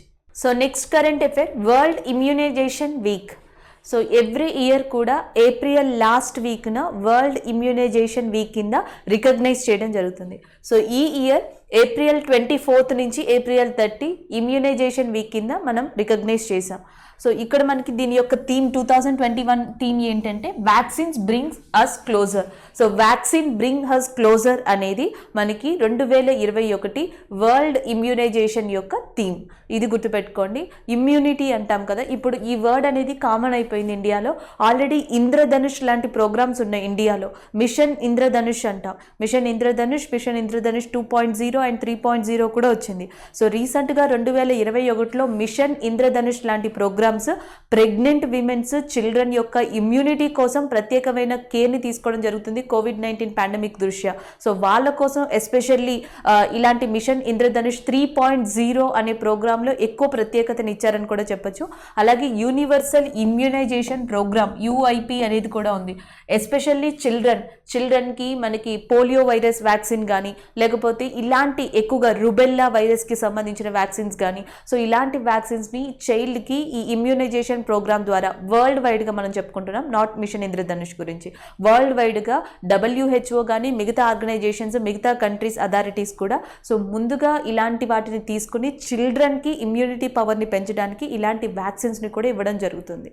So this is about that immunization week. So immunization week అనేది April last వీక్న మనం recognize చేసాం. So vaccine bring us closer అనేది దీని యొక్క theme. దాంతోపాటు ఇంద్రధనుష్ థీమ్ని గుర్తుపెట్టుకోండి. భారతదేశంలో ఎస్పెషల్లీ ఈ ప్రోగ్రామ్ ఇమ్యూనైజేషన్, భారతదేశం యొక్క పీపుల్కి ఇమ్యూనైజేషన్ అనేది పెంచడం, దాని పట్ల కేర్ తీసుకోవడం గురించి స్పెషల్గా లాంచ్ చేశారని చెప్పొచ్చు. 3.0 Indradhanush 3.0 especially pregnant women and as well as a child కోసం దాంట్లో ప్రత్యేకంగా కేర్ తీసుకోవడం జరిగింది ఈ ఇయర్ లాంచ్ చేసిన దాంట్లో. సో ఇవి ఇంపార్టెంట్. సో నెక్స్ట్ ఇక్కడ మనకి కరెంట్ అఫైర్ వచ్చి వరల్డ్ మలేరియా డే. ఆల్రెడీ మనం ప్రీవియస్ కరెంట్ అఫైర్స్లో డిస్కస్ చేసుకున్నాం. అక్కడ డిస్కస్ చేసుకుంది ఏంటంటే ఈ 25th ఏప్రిల్ అనేది ఎవ్రీ ఇయర్ కూడా వరల్డ్ మలేరియా, ప్రపంచ మలేరియా దినోత్సవం కింద రికగ్నైజ్ చేయబడింది. దానికి సంబంధించిన సమావేశానికి సో ఇండియా కూడా వన్ ఆఫ్ ద మెంబర్ కింద హాజరైంది రీసెంట్గా జరిగిన సమావేశానికి. సో ఆ కరెంట్ అఫైర్ని మనం డిస్కస్ చేసుకున్నాం. అయితే ఈరోజు వరల్డ్ మలేరియా డే యొక్క థీమ్ ఏంటి, దాని యొక్క ఇంపార్టెన్స్ అనేది మనం ఇక్కడ చూద్దాం. సో 25th ఏప్రిల్న ఎవ్రీ ఇయర్ కూడా వరల్డ్ మలేరియా డే అనేది మనకి రికగ్నైజ్ చేశారు. అండ్ నెక్స్ట్ ఇంకొక ఇంపార్టెంట్ ఏంటంటే reaching the zero malaria target. So reaching the zero malaria target అనేది ఈసారి థీమ్, ఇతివృత్తాంతంగా మనం గుర్తుపెట్టుకోవాలి. ఆల్రెడీ మనం డిస్కస్ చేసుకున్నాం ఈస్ట్ ఏషియన్ సమిట్. దాంట్లో ఆల్మోస్ట్ చాలా కంట్రీలు, దరిదాపుగా 18 గ్లోబల్ కంట్రీస్ యొక్క హెడ్స్ ఇంక్లూడింగ్ ఇండియా, సో వీళ్ళందరూ కూడా 2030 కల్లా మలేరియాని తమ కంట్రీస్లో ఎలిమినేట్ చేయాలని చెప్పేసి డిసైడ్ అయ్యారు. ఇండియాతో పాటు చాలా కంట్రీస్ కూడా దీనికోసం కాంట్రిబ్యూషన్ చేయడం మొదలుపెట్టాయి, వివిధ పథకాలని కూడా స్టార్ట్ చేశాయి. అయితే రీసెంట్గా ఒక రిపోర్ట్ గురించి కూడా డిస్కస్ చేసుకున్నాం. 2019కి సంబంధించి 2019 మలేరియా వివరాలకి సంబంధించి 2020లో మనకి ఇండియా ఒక రిపోర్ట్ని రిలీజ్ చేసింది. ఆ రిపోర్ట్లో మనకి ఏమని ఉందంటే 2020 report on the malaria in India is published and especially 116 districts, 116 జిల్లాలు ఇండియాలో మలేరియా కేసెస్ని జీరోగా నమోదు చేశాయి. అంటే జీరో మలేరియా కేసెస్ అనేవి 116 మనకి డిస్ట్రిక్ట్స్ జిల్లాలు అనేవి ఇండియాలో నమోదు చేశాయి అని చెప్పేసి రీసెంట్గా రిపోర్ట్ ఇవ్వడం జరిగింది. దాంతోపాటు World Health Organization AIDS day December 1 కానీ, తర్వాత మనకి హెపటైటిస్ డే కానీ, నెక్స్ట్ మనకి ట్యూబరిక్లోసిస్ డే, టీబీ డేకి సంబంధించి సో ఇవన్నీ కూడా మనం డిస్కస్ చేసాం. వరల్డ్ హెల్త్ ఆర్గనైజేషన్ రికగ్నైజ్ చేసి ప్రొటెస్ట్ చేస్తుంది అని చెప్పి. దాంతోపాటు ఇంకొక ఇంపార్టెంట్ థింగ్ ఏంటంటే రీసెంట్గా వరల్డ్ హెల్త్ ఆర్గనైజేషన్ ఇచ్చిన రిపోర్ట్స్ ప్రకారం ప్రపంచంలో మలేరియా కేసులు ఎక్కువగా నమోదవుతుంది, మలేరియా వ్యాధితో ఎక్కువగా బాధపడుతున్న కంట్రీ ఏది అంటే దట్ ఈస్ ఆఫ్రికా. అంటే మొత్తంలో మనం గుర్తుపెట్టుకోవాల్సింది ఆఫ్రికన్ కాంటినెంట్ ఎక్కువగా మలేరియా వ్యాధితో బాధపడుతుంది. And next reaching the zero malaria target అనేది దీని యొక్క ఇతివృత్తాంతం. ఏప్రిల్ 25న మలేరియా మనకి డే అనే దాన్ని సెలబ్రేట్ చేస్తాం. ఇటీవల మనకి మలేరియాకి సంబంధించి రీచింగ్ జీరో ఫామ్ అనే సమిట్ కూడా జరిగింది. So that is about world malaria day. Next one చూద్దాం. నెక్స్ట్ వచ్చేసి వరల్డ్ పెంగ్విన్ డే 2021. సో జనరల్గా మనకి పెంగ్విన్స్ గురించి తెలుసు. సో ఈ పెంగ్విన్స్ అనేవి ఎక్కువగా మనకి మంచు ప్రాంతాల్లో కనిపిస్తాయి and that to pole area అంటాం, ధృవాల వద్ద ఎక్కువగా కనిపిస్తాయి. Polar region or poles region, ఈ ప్రదేశాల్లో మనకి ఎక్కువగా కనిపించేవి పెంగ్విన్స్ అని చెప్పొచ్చు.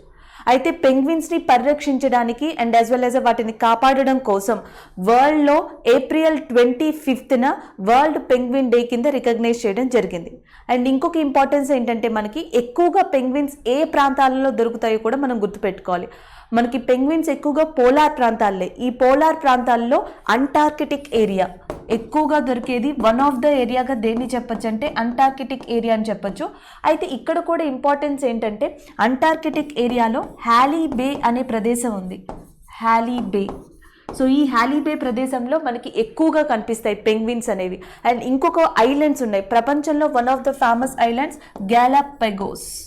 So Galapagos one of the important islands in the world. So ఈ ఐలాండ్స్లో కూడా మనకి ఎక్కువగా ఈ పెంగ్విన్స్ అనేవి కనిపిస్తాయి. సో పెంగ్విన్స్ ఎక్కువగా కనిపించే ప్రదేశాల్లో హ్యాలీ బే అనే ప్రదేశం ఒకటి, నెక్స్ట్ వచ్చేసి గెలాపెగోస్ అనే ప్రదేశం ఒకటి. ఈ రెండు ప్రాంతాల్లో ఎక్కువగా కనిపిస్తాయి. ఇంకొకటి మనకి పోల్స్ అంటున్నాం కానీ సౌత్ అండ్ నార్త్ కూడా ఉన్నాయి.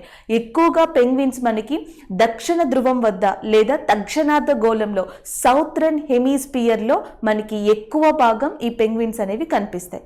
So that is about that penguins గురించి చెప్పాలనుకున్నది. అండ్ నెక్స్ట్ మొత్తం మనకి టోటల్గా ఎన్ని టైప్స్ ఆఫ్ పెంగ్విన్స్ని రికగ్నైజ్ చేశారు అంటే 17. సో టోటల్గా 17 టైప్స్ ఆఫ్ పెంగ్విన్స్ని రికగ్నైజ్ చేయడం జరిగింది యాజ్ అ లివింగ్ స్పీసెస్ అనేవి. సో నెక్స్ట్ వచ్చేసి మనకి 11 ఈ 17లో 11 స్పీషీస్ అంటే 11 అరుదైన పెంగ్విన్ జాతులు ఇప్పటికీ మనకి వల్నరబుల్ లిస్ట్లో ఉన్నాయి.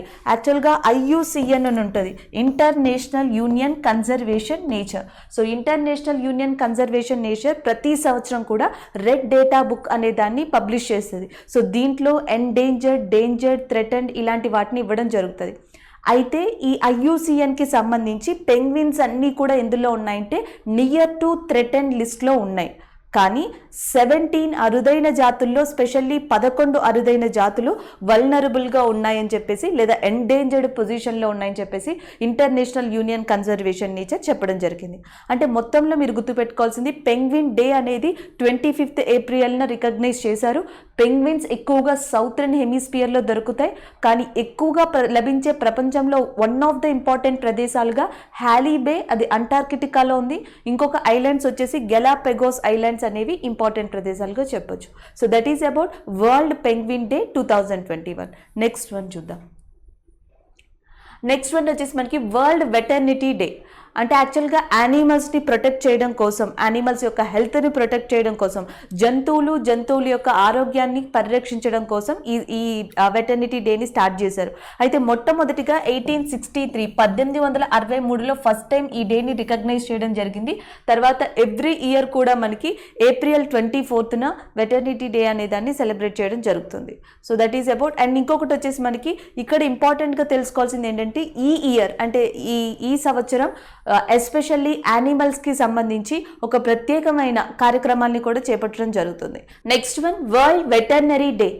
సో మనకి యానిమల్స్, జంతువుల్ని రక్షించడం కోసం, వాటి ఆరోగ్యాన్ని కాపాడడం కోసం వరల్డ్ వెటర్నరీ డే అనే దాన్ని రికగ్నైజ్ చేశారు 1863. సో 1863లో ఫస్ట్ టైం దీని యొక్క ప్రత్యేకతని రికగ్నైజ్ చేశారు. దాని తర్వాత 2000 ఇయర్ నుంచి కూడా 2000 సంవత్సరం నుంచి ప్రతి సంవత్సరం April 4th సాటర్డే, సో మనకి ఏప్రిల్లో 4th సాటర్డే ఎప్పుడైతే వస్తుందో ఆ రోజు వరల్డ్ వెటర్నరీ డే అనే దాన్ని సో రికగ్నైజ్ చేయడం జరిగింది. ఈసారి మనకి April 4th సాటర్డే వచ్చి April 24th రావడం జరిగింది. అందుకే 2021 April 24th world veterinary day అనే దాన్ని రికగ్నైజ్ చేశారు. సో ఇది మనకి ఇక్కడ ఉన్న importance. So next current affair international delegates day. So ప్రపంచ డెలిగేట్స్ డేని మొట్టమొదటిసారిగా రికగ్నైజ్ చేశారు April 25th. సో దీనికి కారణం ఏంటి అనేది చూద్దాం. మనకి first world war and second world war అనేది తెలుసు. ఫస్ట్ వరల్డ్ వార్ అయిపోయిన తర్వాత, మొదటి ప్రపంచ యుద్ధం అయిపోయిన తర్వాత సో దాన్ని కంట్రోల్ చేయడం కోసం, ఇక ముందు అలాంటివి జరగకుండా ఉండడం కోసం లీగ్ ఆఫ్ నేషన్స్ అనే దాన్ని స్టార్ట్ చేశారు. League of nations somewhat fail అవ్వడం వల్ల సో మిగతా కంట్రీస్ అన్నీ కూడా ఎక్కువగా కాంట్రిబ్యూట్ చేయడం వల్ల సో మనకి అంటే కాంట్రిబ్యూట్ ఇన్ ద సెన్స్ ఏమనాలి, మనకి యుద్ధాల వైపు వెళ్ళడం వల్ల మనకి రెండో ప్రపంచ యుద్ధం అనేది 1939 నుంచి 45. సో సెకండ్ వరల్డ్ వార్ జరిగింది. ఇప్పుడు సెకండ్ వరల్డ్ వార్ 1939 to 45 మధ్యలో జరిగింది. సమ్వాట్ లీగ్ ఆఫ్ నేషన్స్ అనే అంతర్జాతీయ సంస్థ యొక్క ఫెయిల్యూర్ కూడా దీంట్లో వన్ ఆఫ్ ద భాగంగా చెప్తారు. అందుకని చెప్పి రెండో ప్రపంచ యుద్ధం తర్వాత మళ్ళీ ఇలాంటివి జరగకూడదు, ఇలాంటి వరల్డ్ వార్స్ అనేవి రిపీట్ కాకుండా ఉండడానికి ఒక స్ట్రాంగెస్ట్ ఇంటర్నేషనల్ ఆర్గనైజేషన్ రావాలి అనుకున్నారు. సో దానికోసం April 25th 1945 మొట్టమొదటిగా 50 మంది అంటే డిఫరెంట్ కంట్రీస్కి చెందిన 50 మంది అఫీషియల్స్ శాన్ ఫ్రాన్సిస్కో, కాలిఫోర్నియాలోని శాన్ ఫ్రాన్సిస్కోలో సమావేశం అవ్వడం జరిగింది. 1945 సేమ్ డేన 25th April. దాని తర్వాత సో మనకి అక్టోబర్ 24th అక్టోబర్ 1945లో యునైటెడ్ నేషన్స్ ఆర్గనైజేషన్ అనేది స్థాపించబడింది. అంటే యునైటెడ్ నేషన్స్ స్థాపించబడడానికి కారణం మొట్టమొదటిగా శాన్ ఫ్రాన్సిస్కోలో సమావేశం జరగడం. సో శాన్ ఫ్రాన్సిస్కోలో సమావేశం ఎప్పుడు జరిగింది అంటే April 25th 1945లో. So April 25th 1945 జరగడానికి కారణం ఏంటి అంటే సెకండ్ వరల్డ్ వార్ 1939 నుంచి 1945 మధ్యలో జరిగింది. సో ఆ డేని రికగ్నైజ్ చేయడం కోసం, ఆ డే యొక్క అవేర్నెస్ అనేది, ఆ డే యొక్క ఇంపార్టెన్స్ అనేది ప్రపంచానికి తెలియజెప్పడం కోసం ఈ ఇంటర్నేషనల్ డెలిగేట్స్ డే అనే దాన్ని స్థాపించడం జరిగింది. ఎవ్రీ ఇయర్ కూడా ఏప్రిల్ 25th ఇంటర్నేషనల్ డెలిగేషన్ డేగా సో మనకి అవేర్నెస్ ఇవ్వడం కోసం రికగ్నైజ్ చేసిందిగా గుర్తుపెట్టుకోవాల్సి ఉంటుంది. So that is about international delegation day. ఇందులో 3 విషయాలు గుర్తుపెట్టుకోవాలి. ప్రపంచ యుద్ధం 1 అంటే వరల్డ్ వార్ 1 తర్వాత లీగ్ ఆఫ్ నేషన్స్ ఏర్పడింది. వరల్డ్ వార్ తర్వాత 2 తర్వాత యునైటెడ్ నేషన్స్ అనేది ఏర్పడింది. యునైటెడ్ నేషన్స్ ఏ సంవత్సరంలో ఏర్పడింది అంటే 1945లో ఏర్పడింది. So next one, Pandit Rajan Mishra passed away. So మనకి భారతదేశంలోనే ఫేమస్ క్లాసికల్ మ్యూజిక్ అంటాం, హిందుస్థాన్ క్లాసికల్ మ్యూజిక్, ఆ విభాగానికి సంబంధించిన ప్రముఖ సంగీతకారుడు. సో ఆయన పేరు వచ్చేసి మనకి రాజన్ మిశ్రా. ఇటీవల మరణించారు due to Covid related issues. So ఆయన గురించి న్యూస్లో ఉంది. మనకి రాజన్ మిశ్రా వారణాసి ప్రాంతానికి చెందిన వాళ్ళు. Is belongs to which state అంటే దట్ ఈస్ ఉత్తరప్రదేశ్. ఆయన ఉత్తరప్రదేశ్లోని వారణాసి ప్రాంతానికి చెందిన పర్సన్. అండ్ ఇంకొకటి వచ్చేసి ఈయన హిందుస్థాన్ క్లాసికల్ మ్యూజిక్లో ఏ విభాగంలో చాలా ఫేమస్ పర్సన్ అంటే ఖయాల్ అని చెప్పేసి. సో ఖయాల్ స్టైల్కి చాలా ఫేమస్. మనకి హిందుస్థాన్ క్లాసికల్ మ్యూజిక్లోనే 3 ఇంపార్టెంట్ ఫామ్స్ ఉంటాయి. ఒకటి ఖయాల్ స్టైల్ అంటాం, అండ్ రెండోది వచ్చేసి ధారణ, అండ్ మూడోది వచ్చేసి dhrupad. So 3 styles of Hindustani classical music. So ప్రతి దాంట్లో మనకి వేరియంట్స్ అనేవి ఉంటాయి. అంటే వివిధ రకాలైన, ఇప్పుడు డాన్స్ తీసుకుంటే వివిధ రకాల పోస్చర్స్ ఎలా ఉంటాయో, సో సంగీతంలో కూడా మనకి వివిధ రకాల సెక్టార్స్ ఉంటాయి. అలా మనకి హిందుస్థాన్ క్లాసికల్ మ్యూజిక్లో 3 ఇంపార్టెంట్ ఫామ్స్ ఉన్నాయి. ఒకటి ఖయాల్, అండ్ రెండోది ధృపాద, అండ్ మూడోది వచ్చేసి ధారణ. ఈ మూడిట్లో ఖయాల్ అనే స్టైల్కి చాలా ఫేమస్ పర్సన్గా మనం పండిట్ రాజన్ మిశ్రా అని చెప్పొచ్చు. అండ్ ఇంకొక ఇంపార్టెంట్ ఏంటంటే ఈయన అనేక అవార్డులని అందుకున్నారు. ఒకటి వచ్చేసి మనకి పద్మభూషణ్ ఇన్ 2007, 2007లో పద్మభూషణ్ అవార్డుని అందుకున్నారు. దాని తర్వాత వచ్చేసి మనకి Sangeet Natak award, so Sangeet Natak academy ఇచ్చే అవార్డుని 1998లో అందుకున్నారు. సో జనరల్గా Sangeet Natak academy every year కూడా 2 నుంచి 3 వ్యక్తులకి అవార్డు ఇవ్వడం జరుగుతుంది. 1998లో వేరే సంగీతకారులతో కలిసి ఈయన సంగీత్ నాటక్ అకాడమీ అవార్డుని కూడా అందుకున్నారు. దాని తర్వాత next Gandharva national award for 1994, 1994-90లో గాంధర్వ నేషనల్ అవార్డుని కూడా అందుకున్నారు. సో నెక్స్ట్ వచ్చేసి నేషనల్ తాన్సేన్ సమ్మాన్ 2011-12కు గాను నేషనల్ తాన్సేన్ సమ్మాన్ అవార్డుని కూడా ఈయన అందుకోవడం జరిగింది. అలాగే 2020 నేషనల్ తాన్సేన్ సమ్మాన్ అవార్డుని డిసెంబర్లో ప్రకటించారు. దీన్ని అందుకున్న సంగీతకారుడు ఎవరు అంటే మనకి సతీష్ వ్యాస్, పండిట్ సతీష్ వ్యాస్. ఈయనని కూడా గుర్తుపెట్టుకోండి. ఇంకొకసారి చూద్దాం. నేషనల్ తాన్సేన్ అవార్డ్ అనేది మనకి 2011లో మనకి రీసెంట్గా చనిపోయిన పండిట్ రాజన్ మిశ్రా అందుకోవడం జరిగింది. అండ్ 2020కి సంబంధించి నేషనల్ తాన్సేన్ సమ్మాన్ అవార్డ్ని పండిట్ సతీష్ వ్యాస్ అందుకున్నారు. సో ఈయన దేంట్లో ఫేమస్ అంటే సంగీత ఇన్స్ట్రుమెంట్లోనే సాంతూర్ అనే ఇన్స్ట్రుమెంట్, సాంతూర్ అనే సంగీత వాయిద్యాన్ని మనకి ప్లే చేయడంలో చాలా ఫేమస్ పర్సన్గా పండిట్ సతీష్ వ్యాస్ని చెప్పొచ్చు. సో ఇది మనకి రాజన్ మిశ్రా గురించి ఉన్న ఇంపార్టెంట్ ఇన్ఫర్మేషన్. ఒకటి హిందుస్థాన్ క్లాసికల్ మ్యూజిక్కి సంబంధించి ఈయన ఎందులో ఫేమస్ అంటే ఖయాల్ స్టైల్. ఈయన ఏ ప్రాంతానికి చెందిన వాళ్ళు అంటే ఉత్తరప్రదేశ్ ప్రాంతానికి, వారణాసి ప్రాంతానికి చెందిన వాళ్ళు. లేదా రీసెంట్గా మనకి పండిట్ రాజన్ మిశ్రా మరణించారు. ఈయన ఏ విభాగానికి సంబంధించి ప్రసిద్ధుడు అంటే సంగీత విభాగానికి, ఎస్పెషల్లీ హిందుస్థాన్ క్లాసిక్ మ్యూజిక్కి. And next national Tansen Samman award దీనికి ఎప్పుడు లభించింది అంటే 2011లో. మరి 2020లో రీసెంట్గా డిసెంబర్లోనే ప్రకటించారు. పండిట్ సతీష్ వ్యాస్కి ఈ అవార్డు రావడం జరిగింది. అలాగే ప్రతి సంవత్సరం తాన్సేన్ ఫెస్టివల్ అనేది, తాన్సేన్ మ్యూజిక్ ఫెస్టివల్ అనేది మధ్యప్రదేశ్లోని గ్వాలియర్ ప్రాంతంలో జరుగుతుంది. ఇది కూడా గుర్తుపెట్టుకోండి. Every year Tansen music festival will be celebrated in that Gwalior area. Gwalior వచ్చేసి మనకి మధ్యప్రదేశ్ ఏరియాలో ఉంది. So this is all over about that Rajan Mishra. ఇది రాజన్ మిశ్రా గురించి అండ్ సంగీతానికి సంబంధించి కొంచెం related information. So next current affair, Mohan Shantana Goudar is in news. So రీసెంట్గా కర్ణాటకకి చెందిన అండ్ భారతదేశంలోనే ఒక ప్రముఖ జడ్జ్, సుప్రీంకోర్టుకి చెందిన జడ్జ్ సో రీసెంట్గా చనిపోవడం జరిగింది. ఆయన పేరే మోహన్ శాంతానా గౌడర్. మోహన్ శాంతానా గౌడర్ కర్ణాటకలో ఈయన యొక్క లాయర్ వృత్తిని ప్రారంభించారు. దాని తర్వాత 2016లో కేరళ కోర్టుకి, కేరళ హైకోర్టుకి ప్రధాన న్యాయమూర్తిగా కూడా వ్యవహరించారు. సో 2016 తర్వాత సుప్రీంకోర్టు జడ్జిగా ఆయన అపాయింట్ అవ్వడం జరిగింది. సో రీసెంట్గా ఆయన హెల్త్ ప్రాబ్లం వల్ల మరణించారు. So that is about that Mohan Shantanu Gowder. And ఇక్కడ మనం గుర్తుపెట్టుకోవాల్సింది, రీసెంట్గా మనకి ప్రముఖ న్యాయవాది లేదా సుప్రీంకోర్టు యొక్క జడ్జ్ మోహన్ శాంతానా గౌడర్ మరణించారు. ఆయన ఏ ప్రాంతానికి చెందినవారు అంటే కర్ణాటక, లేదా ఇది వరకు ఏ హైకోర్టు యొక్క ప్రధాన న్యాయమూర్తిగా పనిచేశారు అంటే కేరళ హైకోర్టు యొక్క ప్రధాన న్యాయమూర్తిగా ఈయన వర్క్ చేయడం జరిగింది. ఈయన యొక్క వర్కింగ్ ఎక్స్పీరియన్స్ అంతా కూడా కర్ణాటక తర్వాత కేరళ తర్వాత నేరుగా మనకి సుప్రీంకోర్టులో ఈయన జడ్జ్గా వర్క్ చేయడం జరిగింది. So this is about that Shantana Goudar. So next current affair, Lalit Behl passed away. So మనకి ఫిలిం ఇండస్ట్రీకి చెందిన ప్రముఖ ఫిలిం మేకర్ లలిత్ బెహల్ రీసెంట్గా చనిపోవడం జరిగింది. So it is in news. ఆయన అనేక సినిమాలు నిర్మించారు అండ్ దూరదర్శన్ ఫిలిమ్స్ దగ్గర నుంచి and next Amazon prime video series వరకు కూడా ఈయన అనేక మూవీస్ని నిర్మించడం జరిగింది.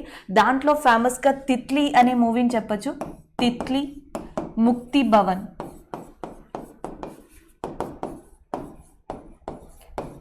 సో లలిత్ బెహల్ తిత్లీ అండ్ ముక్తి భవన్ లాంటి సినిమాలకి దర్శకత్వం వహించిన పర్సన్. అవే కాకుండా దూరదర్శన్ లాంటి వాటిల్లో ప్రసారం అయ్యే చాలా సిరీస్కి సంబంధించి ఈయన మనకి ఫిలిం మేకర్గా వర్క్ చేశారు. రీసెంట్గా ఈయన చనిపోవడం జరిగింది. So that's why it is in news. So మనకి ఈ న్యూస్లో అంటే ఈ కరెంట్ అఫైర్స్లో మనకి ప్రముఖ సంగీతకారుడు అంటే హిందుస్థాన్ క్లాసికల్ మ్యూజిక్కి సంబంధించిన ఒక ప్రముఖ సంగీతకారుడు and as well as Indian film ఇండస్ట్రీకి సంబంధించి one of the famous filmmaker so రీసెంట్గా చనిపోయిన వ్యక్తుల్లో ఉన్నారు. సో నెక్స్ట్ వన్ అవార్డ్ కోసం మనకి యుధవీర్ మెమోరియల్ అవార్డ్ రీసెంట్గా 2021కి అనౌన్స్ చేయడం జరిగింది. ఈ సంవత్సరం యుధవీర్ మెమోరియల్ అవార్డ్ని అందుకున్నది మనకి Evita Fernandes. So Evita Fernandes received 2021 Yudhvir memorial award. So దీన్ని ప్రతి సంవత్సరం కూడా ఇవ్వడం జరుగుతుంది. యాక్చువల్గా మనకి యుధవీర్ అనే person freedom fighter and as well as a social activist, సంఘ సంస్కర్త అండ్ జర్నలిస్ట్ కూడా. ఆయన హైదరాబాద్ నుంచి వచ్చే ఒక ప్రముఖ న్యూస్ పేపర్ని కూడా ఎస్టాబ్లిష్ చేయడం జరిగింది హిందీ లాంగ్వేజ్లో. దాని పేరు వచ్చేసి హిందీ మిలాప్.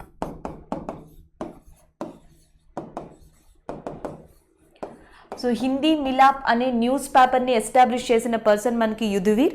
అండ్ ఈయన గౌరవార్థం, ఈయన చనిపోయిన తర్వాత ఈయన గౌరవార్థం యుధవీర్ ఫౌండేషన్ అనే దాన్ని 1991లో స్థాపించారు. సో అప్పటి నుంచి కూడా యుధవీర్ మెమోరియల్ అవార్డుని ఇవ్వడం జరుగుతుంది. ఎవరైతే మనకి జాతీయ భద్రతని కాపాడతారో, నేషనల్ ఇంటిగ్రిటీ కానీ సోషల్ సర్వీస్ కానీ ఈ రెండు సెక్టార్స్లో ఎక్కువగా కృషి చేసిన వ్యక్తులకి యుధవీర్ మెమోరియల్ అవార్డు ఇవ్వడం జరుగుతుంది. అంటే ఈ సంవత్సరం ఇవెంటా ఫెర్నాండెజ్కు మనకి 2021కి గాను ఈ యుధవీర్ మెమోరియల్ అవార్డుని ఇచ్చారు. సో కంప్లీట్గా గుర్తుపెట్టుకోవాల్సింది ఏంటంటే హైదరాబాద్ నుంచి వచ్చే మనకి హిందీ న్యూస్ పేపర్ హిందీ మిలాప్ అనే దాన్ని యుధవీర్ స్టార్ట్ చేయడం జరిగింది.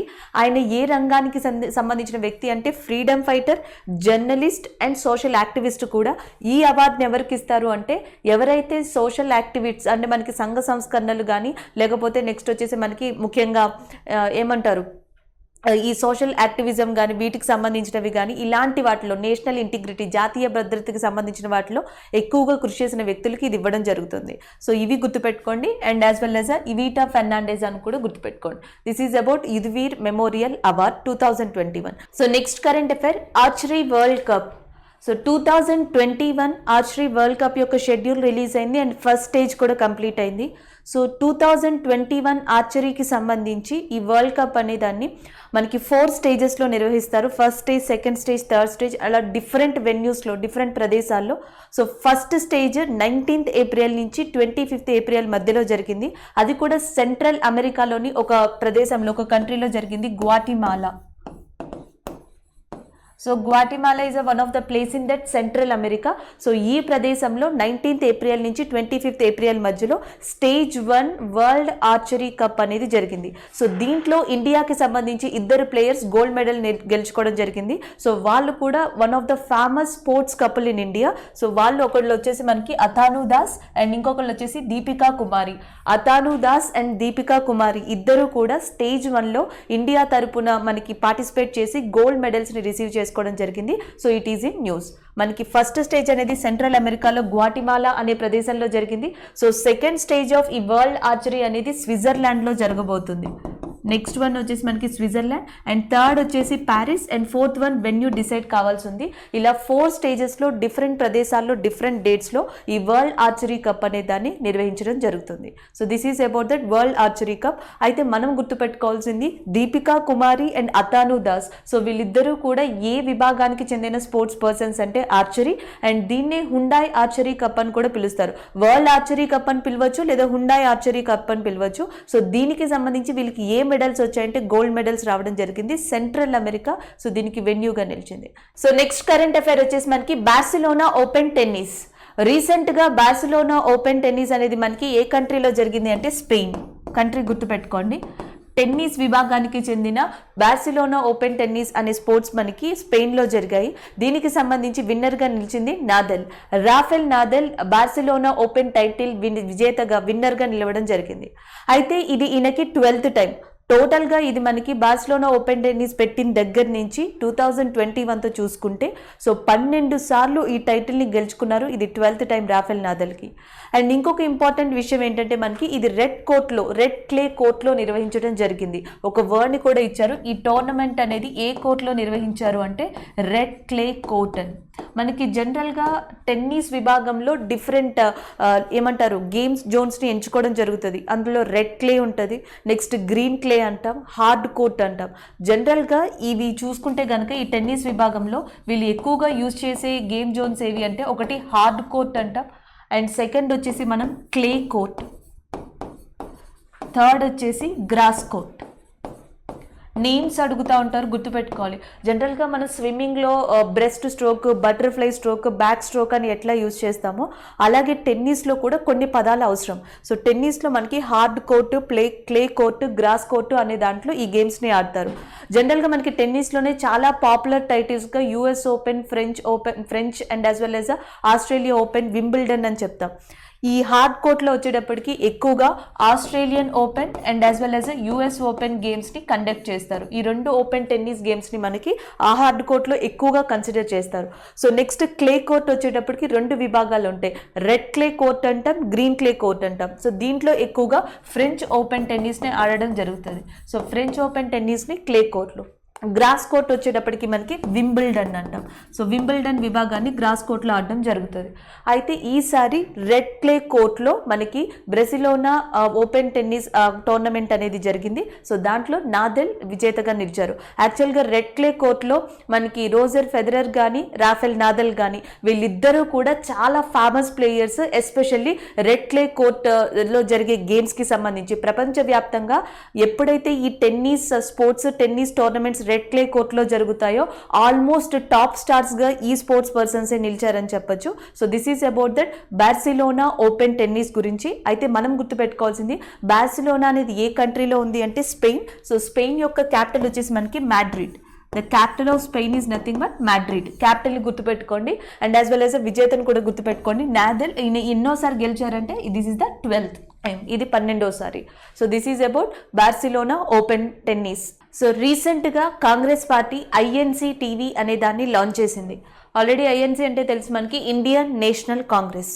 సో ఇండియన్ నేషనల్ కాంగ్రెస్ అనే టీవీని ఒక ప్లాట్ఫామ్ని, డిజిటల్ ప్లాట్ఫామ్ని లాంచ్ చేయడం జరిగింది. సో దాంట్లో భాగంగా యాక్చువల్గా ఐఎన్సీ టీవీ లాంచ్ చేయడానికి మెయిన్ ఉద్దేశం ఏంటంటే సో ప్రెస్ కానీ, మీడియా కానీ, జర్నలిజం కానీ గవర్నమెంట్ ఆఫ్ ఇండియాని లేకపోతే గవర్నమెంట్ ఆఫ్ ఇండియాలో పార్ట్ అయిన పర్సన్స్ని డైరెక్ట్గా కొన్ని క్వశ్చన్స్ అడగడానికి, జరిగిన దాన్ని ట్రాన్స్పరెన్సీగా చెప్పడానికి కుదరట్లేదు అనే ఉద్దేశంతో సో వీటిని మేము దీని ద్వారా చెప్తాము అని చెప్పేసి ఒక స్టేట్మెంట్ని వాళ్ళు చెప్పారు. సో ఏమని చెప్పారు అంటే ఈ గవర్నమెంట్ ఏదైతే చేస్తుందో ఆ పర్టిక్యులర్ దాన్ని ట్రాన్స్పరెన్సీగా మేము చూపించడం కోసం ఒక డిజిటల్ ప్లాట్ఫామ్ ప్లాట్ఫామ్ని తీసుకొస్తున్నాం. సో దాని పేరే ఐఎన్సీ టీవీ అని చెప్పేసి నేషనల్ కాంగ్రెస్ చెప్పడం జరిగింది. ఇండియన్ నేషనల్ కాంగ్రెస్కి ఇండిపెండెన్స్ టైంలో అంటే బిఫోర్ ఇండిపెండెన్స్ స్వాతంత్రానికి ముందర చాలా అరుదైన ఘనత ఉందని చెప్పొచ్చు. యాక్చువల్గా మనకి 1885 టైంలో చాలా పార్టీస్ చాలా ఆర్గనైజేషన్స్ అనేవి ఎస్టాబ్లిష్ అయినా ఇండియన్ ఫ్రీడమ్ ఫైటర్స్ అందరూ ఒకవైపు అండ్ ఒక లార్జెస్ట్ ఆర్గనైజేషన్ ఒక లార్జెస్ట్ పొలిటికల్ పార్టీగా ఇండియన్ నేషనల్ కాంగ్రెస్ అనేది ఉంది. ఇది న్యూస్లో ఉంది కాబట్టి దీనికి సంబంధించి కొంచెం ఇన్ఫర్మేషన్ని మనం గుర్తుపెట్టుకోవాలి. ఇండియన్ నేషనల్ కాంగ్రెస్ అనే సంస్థ మనకి 1885లో ఎస్టాబ్లిష్ అయ్యింది. అండ్ ఆఫ్టర్ దట్ దీన్ని ఎస్టాబ్లిష్ చేసిన పర్సన్ ఏవో హ్యూమ్. సో ఏవో హ్యూమ్ అనే పర్సన్ దీన్ని ఎస్టాబ్లిష్ చేశారు. ఈయన రిటైర్డ్ బ్రిటిష్ ఆఫీసర్. అండ్ దాని తర్వాత 1885లో మొట్టమొదటి ఇండియన్ నేషనల్ కాంగ్రెస్ సమావేశం అనేది జరిగింది. దీనికి అధ్యక్షత వహించింది విమేష్ చంద్ర బెనర్జీ. అలాగే ఈ ఇండియన్ నేషనల్ కాంగ్రెస్ సమావేశాలు ప్రతి సంవత్సరం డిసెంబర్ మంత్లో జరుగుతాయి. దీనికి బిఫోర్ ఇండిపెండెన్స్ స్వతంత్రానికి ముందర చాలా ప్రముఖ వ్యక్తులు మనకి అధ్యక్షత వహించారు. ఎగ్జాంపుల్కి గాంధీ ఇందులో అధ్యక్షత వహించిన వాళ్ళలో ఉన్నారు. And as well as Annie Besant and Sarojini Naidu and as well as Subhash Chandrabose. So వీళ్ళందరూ కూడా మనకి అధ్యక్షత వహించిన వాళ్ళలో ఇంపార్టెంట్ పర్సన్స్గా ఉన్నారు. సో ఇండియన్ నేషనల్ కాంగ్రెస్ స్వదేశీ ఉద్యమం లేదా వందే మాతర ఉద్యమం దగ్గర నుంచి అండ్ ఆఫ్టర్ దట్ చాలా ఇంపార్టెంట్ ఇండియన్ ఫ్రీడమ్ ఫైట్కి సంబంధించిన ముఖ్యమైన ఘటనల్లో సో ఇండియన్ నేషనల్ కాంగ్రెస్ యొక్క ప్రముఖ పాత్ర ఉంది అని చెప్పేసి మనం గుర్తుపెట్టుకోవాలి.